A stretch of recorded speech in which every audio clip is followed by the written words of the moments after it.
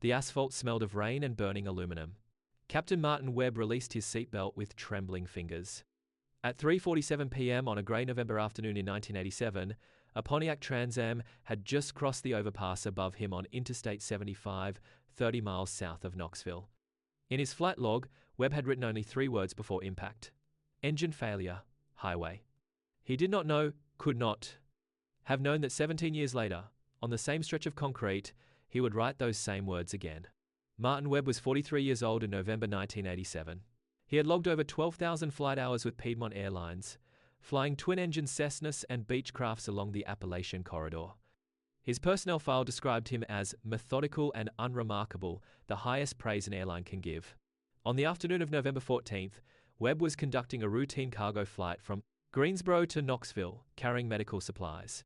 His aircraft was a single-engine Piper Cherokee 6, registration N8463J. At 3:31 p.m., radio contact with Knoxville approach ceased. 16 minutes later, witnesses on I-75 saw a low-flying aircraft clip a power line, strike an embankment, and cartwheel across the northbound lanes. Webb survived with a fractured collarbone. The wreckage was cleared by nightfall. The investigation concluded: fuel starvation due to a faulty gauge. But here is what the 1987 investigation report did not contain.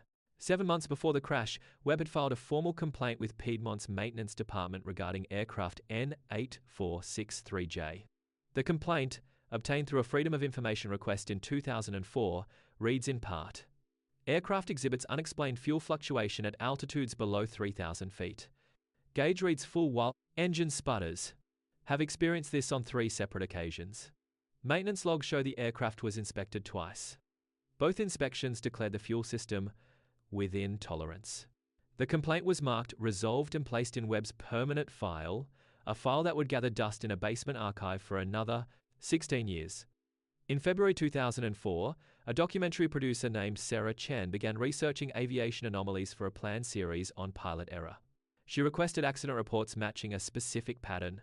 Any incident where a pilot survived an emergency landing, returned to flying, then experienced an identical emergency at the same location.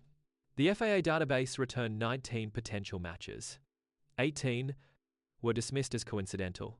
1 file was flagged for unusual circumstances.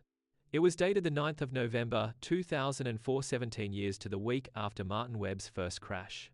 This time the location listed was not a highway.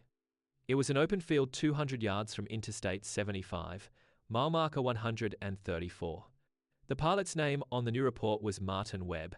The aircraft was a different make, but the registration number was identical: N8463J. The National Transportation Safety Board opened a full investigation into the 2004 incident.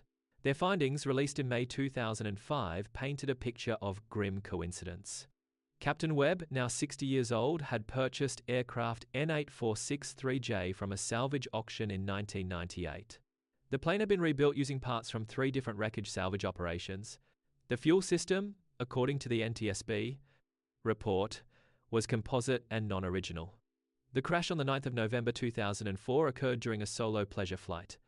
Webb radioed a distress call at 2:58 p.m. Engine failure, attempting landing. Highway visible. He did not reach the highway. The aircraft stalled at 200 feet, dropped its left wing, and descended into a soybean field. Webb died on impact. His hands, noted the coroner's report, were still gripping the throttle. Chen, the documentary producer, obtained the 2004 crash site photographs through a public records request. In image 17 of 43, she noticed something that had been omitted from the official report. A highway marker visible in the background milepost 134, northbound, showed fresh paint. But the paint was not white, it was yellow-orange, the same color used exclusively by Tennessee's Department of Transportation for winter road markers. The crash occurred in November before the first frost.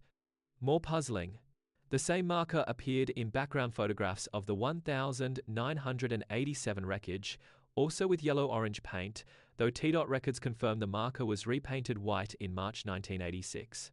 Chen submitted an inquiry to TDOT. 3 weeks later, she received a letter stating that no records existed for any repainting at milepost 134 inches 1986. Aviation experts consulted for this story offer a straightforward interpretation. Fuel system defects are among the most persistent and insidious maintenance issues in general aviation, says Dr. Howard Pruitt, former chief accident investigator for the NTSB. An aircraft rebuilt from salvage parts carries inherent risks that may not surface for years. The fact that both incidents involved fuel-related failures in the same geographic location is statistically unfortunate but not causally connected. When asked about the highway marker discrepancy, Pruitt notes that paint color identification from crash site photographs is inherently unreliable due to lighting conditions and film processing variables. He concludes, pilot error, combined with mechanical failure, explains both events adequately. But there are details that Dr. Pruitt did not address. In 1987, Webb's first crash occurred at 3:47 p.m. In 2004, his second crash occurred at 2:58 p.m. The difference is 49 minutes. However, both crashes occurred on weekdays: a Saturday in 1987, a Tuesday in 2004. More significantly, both occurred within the same 72-hour weather window. A cold front moving through the Tennessee Valley, bringing low ceilings and reduced visibility. Meteorologist James Holtz, reviewing data for both dates, confirms that atmospheric conditions were strikingly similar. Both featured a temperature inversion at 2,000 feet, with visibility dropping to 3 miles in the final hour before impact. Holtz notes that such inversions can cause carburetor icing in naturally aspirated engines. He does not offer an opinion on why the same pilot would encounter the same weather pattern in the same location, 17 years apart. A different interpretation emerges from the field of cognitive psychology. Dr. Elena Voss, a researcher specializing in spatial memory and pilot decision-making, suggests that traumatic aviation incidents may create what she terms geographic anchoring, a neurological imprint that can influence future flight decisions. Pilots who experience emergencies in specific locations sometimes develop an unconscious preference for those areas during subsequent flights. Voss explains, "It's not superstition, it's pattern recognition gone wrong. The brain remembers the last resort and files it under survivable. This can become a selection bias. When asked whether 17 years represents a sufficient interval for such anchoring to persist, Voss pose, memory doesn't work on human timelines," she says finally. The brain keeps what it needs. N8463J was scrapped in 2006. The wreckage, still bearing its original tail number, was sold to a metal recycling facility in Chattanooga. The 1,987 crash site on I-75 was expanded in 1999 when a fourth lane was added to the northbound approach. The 2004 crash site, the soybean field, was sold to a developer in 2011 and now hosts a storage facility. Martin Webb's gravestone in Greenville, Tennessee, carries his name, his dates, and a single phrase: "He chased the sky." The grave receives fresh flowers every November 9th, though no one connected to the family has ever claimed responsibility. So what killed Martin Webb? Mechanical failure, human memory, or something the NTSB never thought to measure? The fuel gauge from N8463J was recovered from the 1,987 wreckage and reinstalled in the rebuilt aircraft. Maintenance records show it was never recalibrated. Does a 17-year gap between crashes make this a coincidence, or just a longer countdown? Next time on Phantom Atlas, lighthouse keeper who vanished 3 times from the same rocky coast and why the sea never gave him back.